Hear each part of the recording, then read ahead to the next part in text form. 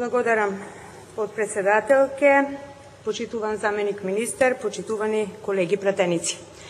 Денес, поточно деновиве, имаме на дневен ред една контраверзна расправа по една неочекувано очекувана работа.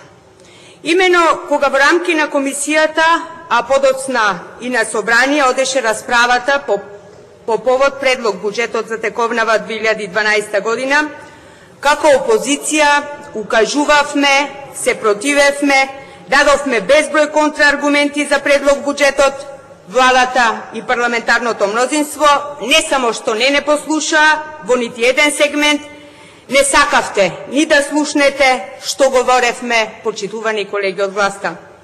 Не помина ни 3 месеци од реализацијата на усвоениот буџет, сосема логично и природно, на површина, како сами од себе излегоа сите работи кои тогаш ги говоревме, а власта не сакаше ни да ги чуе. Праксата, реалноста, секојдневието потврдија дека владата била во голема грешка со проекциите, планирањата и воопшто ЕСА подповрзан со буџетот, со фискалната политика за 2012 година. Погледнете го, почитувани колеги, самововедот од предлог ребалансот, чиј предлагач е владата преку Министерството за финансии, и ќе се уверите како со задоцнување од драгоцени 3, 4 или 5 месеци, самата влада констатира она што при усвојувањето на буџетот не сакаше да го уважи.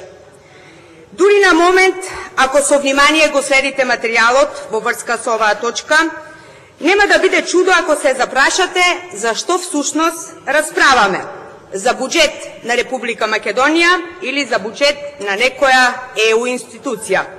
Економските движења во 2011 година, зависноста на флуктациите на надворешната побарувачка од глобалниот економски амбиент, движењата на светските цени на основните производи, економскиот моментум во Европската Унија, изгледите за економски раст во еврозоната и секако должничката криза, се работи за кои во никој случај не ни помислувам, а не да речам дека се небитни при правењето на еден државен буџет.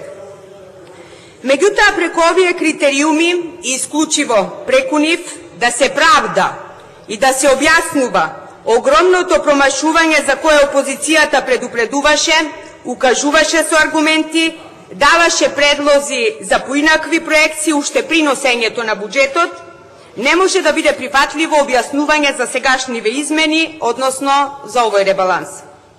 Владата е влада токму заради тоа. Овие работи да ги согледа не навреме, ами дури и пред време, да ги земе во предвид и да ги уважи уште при кроењето на државниот буџет за следната година.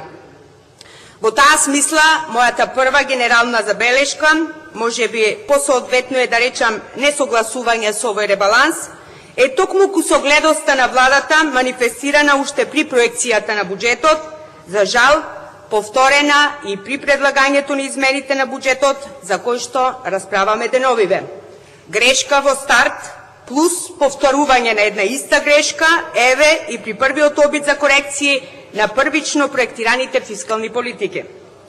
Ова не значи ништо друго, освен лош епилог на цела една фискална година, што е логичен след на една генерална фискална политика поставена во старт на погрешни основи и насочена кон погрешни цели.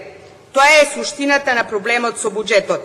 А се останато, содржано во материјалот, дополнителните објаснувања, претежно од ресорниот министер, јаловите одбрани на колегите од власта, стереотипните флоскули и формулации употребени со цел да се оправда не само досегашното, ами идните чекори во овој сегмент, се само ветар во магла. Со еден збор, мегаломански, себични апетити од една страна, наспроти занемарените можности и навистина релевантните објективни околности. Како резултат на еден таков тврдоглав однос на власта, во чија основа е максималното одседење на граѓаните и субјектите, пред се мислам на стопанските, кога е во прашање полнењето на буџетот, и крајно неодговорно и нецелисходно прекумерно трошење на буџетски пари од страна на власта, нормално е да следува и се подлабоко тонење на македонската економија и раст секако на сиромаштијата. Џабе се елоквентните објаснување на власта дека е задоволна од реализацијата како на приходната, така и на расходната страна на буџетот, кога реалноста ни секојдневниот живот сурово потврдува нешто сосема друго. Многумина од колегите кои до сега го искористија правото на дискусија кажаа доста факти, бројки, аргументи со кои апсолутно се согласувам, меѓутоа во интерес на времето ќе се абстрахирам од бројки во мојата дискусија. Бидејќи доаѓам од Ресен, ќе се обидам со многу попрактични примери да го образложам мојот став зошто не можам и не смеам да го поддржам овој ребаланс. Почитувани колеги, поаѓајќи од најелементарната логичка смисла, за да браниме или критикуваме било што па и буџетот, основна дилема е зашто служи буџетот. Нели е нормално, најпросто кажано, големината или тежината на буџетот да зависи првенствено од можностите на една држава. И согласно тие можности да се проектираат нормално и потребите, по редослед, динамика и еден објективно димензиониран приоритет. Односно, секоја држава, па и нашата, да си ги пушти нозете толку колку што ни е долго чергичето. Според мене тоа не е само нормално, туку и исправно. За жал, овој момент кај нас е занемарен за сметка на мегаломанските амбиции на самата власт. Во случај како нашиот, економските, фискалните и сите други параметри битни при правењето на еден буџет се занемарени и ставени во функција на потребите на партијата или партиите на власт, односно на луѓе поединци или групи во врска со власта. Во ваков случај, како и да се шминкаат работите, без разлика какви реклами ќе се пласираат по медиумите, самата држава и незините граѓани нема што да очекуваат од државата олицетворена во актуелнава власт. Ќе употребам неколку фрази од материјалот за оваа седница. Меѓу другото се вели: во првите месеци од годинава редовно се вршени социјални трансфери, исплаќани се пензиите, реализирани се трансферите до единиците на локалната самоуправа за подмирување на трошоци за пренесени надлежности, малтене исплатени се субвенциите и редица други небулози. Демек, остварено е се како што и било планирано. Кажав дека ќе говорам за ребалансот од аспект на интересите на ресенчани и тоа ќе го направам со неколку конкретни примери. Делот за навремена исплата на пензиите и дупката во фондот за пензиско и инвалидско осигурување, односно начинот како се уште пензионерите добиваат пензија, ќе го прескокнам. Ќе почнам со субвенциите. Непримерна лага, која што нема допирна точка со совеста, е дека субвенциите им се исплатени на земјоделците. Оправдувањето, научено на памет од страна на секој функционер на власта е: добро, не се исплатени, ама ќе бидат, бидејќи таа работа оди по програма, а програмата се затвора во јули. Друга работа поврзана со наводно исплатените субвенции. Овој пат за оние од 2010 година. Сакам сите колеги и целата јавност која следи седницата да знаат, иако не ни помислувам дека не знаете, дека 447 земјоделци од Ресен и Ресенско прво им беа исплатени субвенциите, за да после тоа парите им бидат побарани назад со образложение дека наводно се работело за грешка.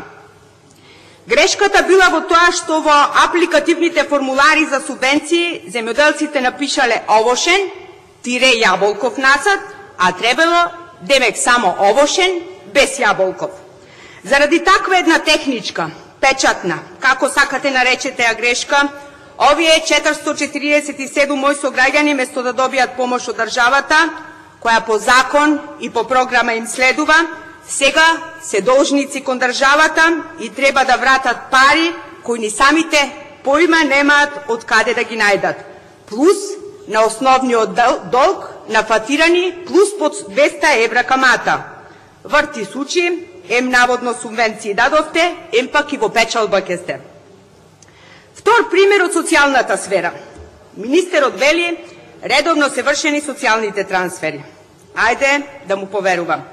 Меѓутоа во исто време прашувам, колку граѓани на број Од општина Ресен на почетокот на годинава добија решенија со кои се задолжуваат да вратат за нив вртоглави суми на пари. Сушност да ја вратат целата сума која со месеци или години ја добивале на име на социјална помош по одреден основ, само заради тоа што во текот на минатата 2011 година преку трансакциона сметка на носителот на социјалната помош поминале 1000 или можеби 2000 денари, затоа што биле половина или цел месец работно ангажирани. На колку болни стари, почитувани колеги, им е укинато правото на надоместок за помош и нега. Баш ме интересира која е таа бројка на граѓани и кое е објаснувањето на социјалната компонента на фискалната политика што ја води владата на Република Македонија. Дали знаете дека директорот на Центарот за социјални работи во Ресен им го укина правото на користење на 1400 денари за превоз на децата со посебни потреби и ги тера родителите сами да ги сносат трошоците за превоз, не водејќи сметка за нивната социјална положба. Тоа што после укажувањата на дел од жалби за овој апсурден куршлус, социјалната помош на граѓаните пак е драстично намалена, е приказна сама по себе, меѓутоа тоа во некоја наредна прилика. Трет пример како на дополнување на вториот. Дали воопшто и кога конечно ќе бидат социјалните станови за бегалците сместени некогаш во туристичка, денес во руинирана населба. Ова на бегалците од Мала Преспа секој изборен циклус им го ветува Коњановски. Четврт пример. Браната на Курбинска река, која ќе обезбеди наводнување на земјоделските површини на истокот од Преспа и вода за пиење за 2 до 3 населени места, како и за туристичката населба Претор и Сливница. Имате ли намера во некој буџет или ребаланс да најдете место за оваа работа или сето ова ќе остане само мртво слово? И ова, секако секој изборен циклус, го ветува министерот Коњановски во Ресен. Пети пример. Патот Макази-Ресен и воопшто патната мрежа во Ресенско. Еве како изгледа. Ова е дел од магистралниот пат Битола-Ресен-Охрид. Во 21 век, кога предлагате и носите закони за развојни туристички зони, чија цел е наводно да донесат туристи во Ресен, во Преспа и во останатите туристички места во земјава, тешко е да ме убедите дека овој закон нема задна намера, само да се одземе земјиштето од граѓаните под багателни цени, затоа што до Ресен невозможно е безбедно да се патува, зашто место асфалтни патишта имаме буквално патишта со кратери. Убедувањето на сите што имале прилика или мора да ги користат овие патни правци е дека побезбедно да се вози по макадам, отколку по нереконструирани и неодржувани патишта и улици. Шести пример исто од 21 век. И денес реалноста во Ресен е често пати, што е повеќе и од нормално, по неколку дена да нема вода во градскиот водовод. Имено Ресен има еден од најстарите водоводи во Македонија, граден во 1956 година и 70% од цевководот е од азбестни цевки. Причината до траеноста на азбестните цевки е и причина за чести дефеци и неможноста истите да се лоцираат заради отсутството на катастар на недвижности. Меѓутоа, она што е пострашно, причина повеќе за реконструкција на градскиот водовод е токму овој наслов. Од рак најмногу се умира во Ресен. Според податоците на Институтот за јавно здравје во Ресен, стапката на смртност изнесува 271 на 100.000 жители.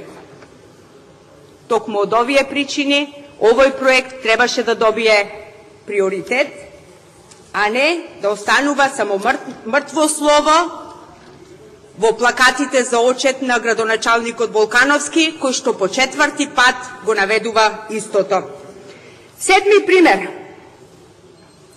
Фекалната канализација во Наколец и Горна Бела црква. Владата треба да знае дека заради неопходноста од изградба на канализација, лани ова време местното население се самоорганизираше и собра пари за истата. Меѓутоа, во предизборната кампања, тогаш кандидати, некогашни владини функционери, не го гледам колегата Јакупи, речиси со сила и со закани, наредија граѓаните да не пипнат ни сантиметар од запатот, парите да бидат вратени, бидејќи истите тие сладкоречиви кандидати веднаш по изборите со државни, буџетски пари, канализацијата ке изграделе за миг.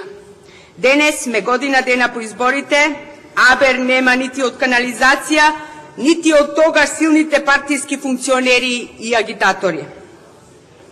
Нити општина Ресен сама, нити општина Ресен заедно со државата, затоа што државата ги одби амандманите, во име на предизборниот слоган «Заедно можеме повеќе», немаат намера нити со прст да мрднат во врска со овој и со останатите проблеми, акутни, со долгорочни последици кои што ги наведов. Почитувани колеги, сметам дека и државата, и власта, и буџетот се измислени за да им служат на граѓаните и да работат на остварување на нивните потреби и интереси. Предходните примери кои ги наведов се насушна потреба на граѓаните, чии интереси сум должна да ги застапувам. За жал, за овие работи се нема слух нити сега при ребалансот, како што се немаше нити при носењето на буџетот. Истите стојат напишани во предизборните програми на ВМРО-ДПМН и ден денес граѓаните на Ресен и Преспа се сеќаваат и се повикуваат на изјавите и ветувањата на кандидатите во предизборието, сега се владини функционери или пратеници од власта. Истите овие работи, со разочарување морам да истакнам како пратеник, не успеав да ги убедам колегите пратеници, нити пак министерот да поминат амандмански. Не сите. Барем едно нешто да беше прифатено. И како сега да аплаудирам на дискусиите на министерот или на некоја негова реплика, како да стиснам на зеленото копче кога интересот и потребите на ресенчани не постојат, ги нема никаде во ребалансот, ги нема нити во буџетот за 2012, нити за оној во 2011, ни во 2010, ни 2009, ни 2008, ни 2007, нити пак во оној од предходниот. Како човек да биде воздржан, а да не дискутира кога гледа, кога е сведок на една политика која е вистински виртуоз на собирање на рекордна сума на пари од граѓаните, на политика која троши секоја следна година најголем, најскап буџет во историјата на државата, а при тоа државата тоне во долгови. Го губи угледот и позицијата на меѓународна сцена, се умисла абстинира од евроатлантските процеси интеграција, а граѓаните од ден на ден стануваат се посиромашни, животот од ден на ден се победен, градовите и селата се помртви и без душа. Ресен е мртов и без душа. Свесна сум дека со поддршка на мнозинството во собранието ќе помине и овој ребаланс.